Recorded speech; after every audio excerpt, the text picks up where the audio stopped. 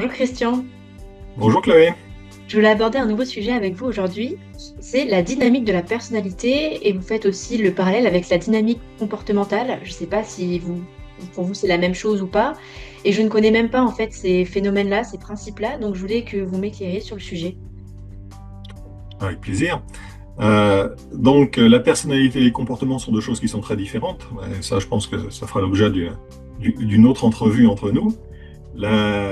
L'aspect dynamique part du principe que nous nous adaptons. On a coutume de dire que l'espèce humaine est l'espèce vivante qui sait le mieux s'adapter, c'est-à-dire qu'elle a pu changer ses comportements face aux difficultés qu'elle a rencontrées, beaucoup plus que les dinosaures qui, a priori, n'auraient pas su s'adapter et n'existeraient plus maintenant à cause de cela. Donc le principe de la dynamique, alors de comportementale ou de personnalité, là c'est une histoire de lecture, qu'est-ce qu'on est en train de lire, mais le principe de la dynamique, on va dire, c'est que nous ne fonctionnons pas toujours de la même manière. Moi, par exemple, si vous voulez, si je suis à la terrasse d'un café, je vais être un petit peu différent qu'en ce moment. C'est plus sérieux, on va dire, on a des choses intéressantes à dire. Voire quand j'ai un problème que je dois résoudre, je vais peut-être fonctionner encore différemment. Et donc, on peut analyser ça ou en déduire que nous avons plusieurs talents. Nous sommes multiples. L'idée, c'est de restituer un petit peu ces boîtes à outils que nous avons en nous. Nous savons faire plusieurs choses différentes, qui sont spécifiques à chacun d'entre nous, qui vont s'agencer d'une certaine manière, etc. Mais l'idée, c'est d'en rendre compte. À la différence, si vous voulez, d'outils qui sont plus simples, parce que c'est vrai que le cerveau humain, et ça c'est naturel, je tiens à le dire, veut du simple, il ne veut pas se compliquer la vie, mais souvent c'est qu'on verse dans le simplisme.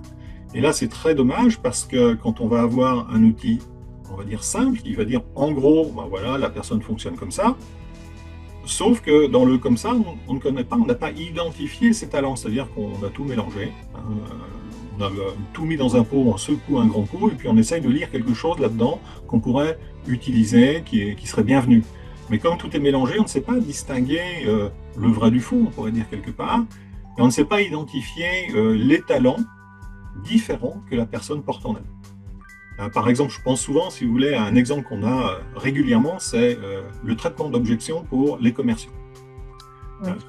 La phase commerciale, il y a plusieurs étapes, c'est connu. Alors après ça dépend sur quel modèle on s'appuie, mais en gros, on peut dire qu'il y a la première étape qui est un petit peu la prise de contact, la deuxième étape qui va être le recueil de besoins, on a coutume de dire, troisième étape, la proposition, et quatrième étape, contrôle d'objection.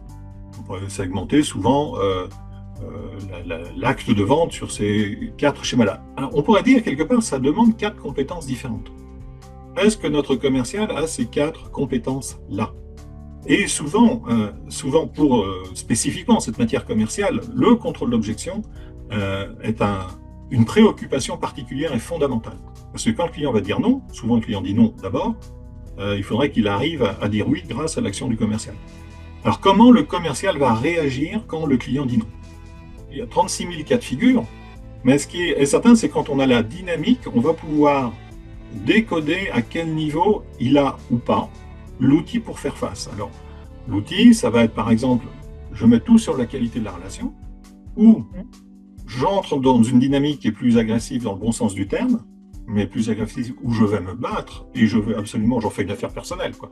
Je veux signer, voilà. Ça va donner d'autres résultats, ou comme ça arrive de temps en temps, on a des commerciaux qui disent « Monsieur le prospect, vous avez raison, ce n'est pas le bon produit », donc là c'est sûr qu'on ne va pas le signer. Donc la dynamique va justement nous renseigner sur est-ce que notre commercial, au moment où le client va dire non, ça ne m'intéresse pas, est-ce que le commercial va pouvoir dégainer la bonne boîte à outils pour faire face à cette situation?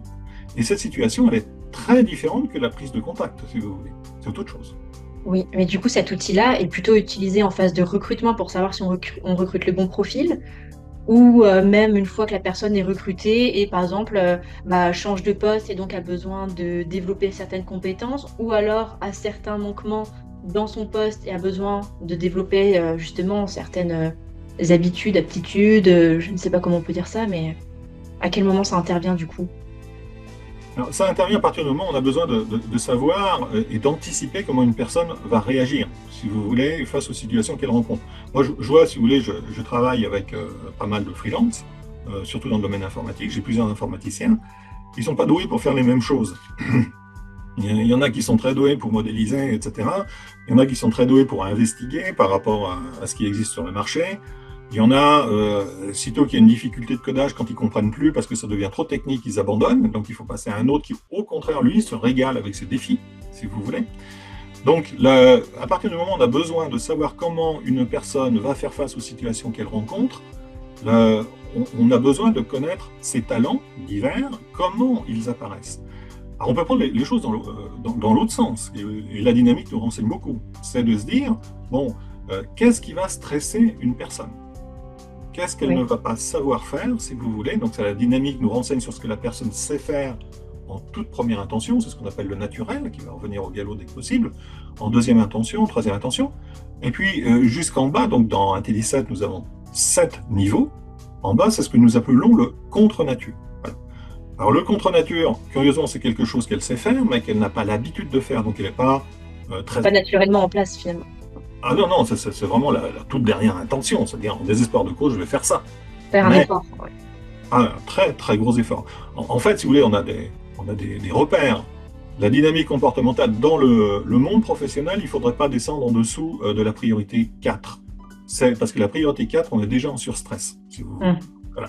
Donc entre la priorité 1 et la priorité 4, on a 4 boîtes à outils, on va dire qu'on va utiliser relativement facilement. On va pouvoir connaître ces boîtes à outils, qu'est-ce qu'elles peuvent donner dans le concret, dans le quotidien professionnel. Si on a des manques par rapport à ça, on va pouvoir équiper, alors, ça va être du coaching, la formation ou mettre en place des solutions de contournement. Tout est possible, tout est envisageable. En revanche, si ce dont on a besoin apparaît dans son contre-nature, c'est-à-dire ce qu'elle rejette, je pense qu'il faut faire autrement, plutôt que de lui demander de faire des efforts. Et donc, c'est des mises en situation que vous mettez en place pour savoir déjà comment la personne réagit, qu'est-ce qui est naturel chez elle et qu'est-ce qui ne l'est pas? Ou c'est un questionnaire sur papier Ah non, c'est un questionnaire. Non, on n'est pas dans l'assessment d'il y a 20 ans.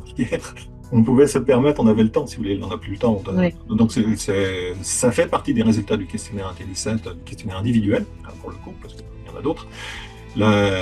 C'est instantané, si vous voulez, on a des pages, et on a la page de la dynamique, on voit très bien ce qui se passe à la fois en termes de personnalité et en termes de comportement, mais ça, donc on parlera la distinction, on en parlera plus tard. Ouais. Très bien.